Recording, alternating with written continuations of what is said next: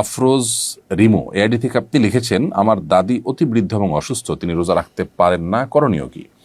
বোন আমেনা, আপনার দাদি যিনি অতি বৃদ্ধ এবং বয়সাধিক্যের কারণে তিনি রোজা রাখতে পারেন না, এবং এরকম ব্যক্তি সুস্থ হয়ে আবার কখন রোজাগুলো রাখবেন সেই সম্ভাবনা একেবারেই ক্ষীণ, নেই বললেই চলে।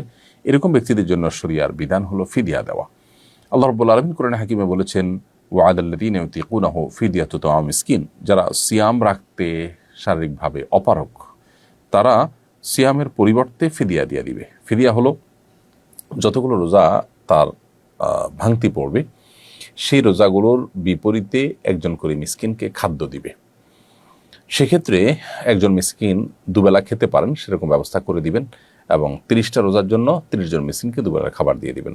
শুধু যদি চাল কিনে দেন তাহলে সেক্ষেত্রে আমরা যে ফিতরা দিয়ে থাকি, একটা রোজার জন্য একটা করে ফিতরা, 30টা রোজার জন্য 30টা ফিতরার সমপরিমাণ খাদ্য আপনি কোনো গরিবকে কিনে দিলেন।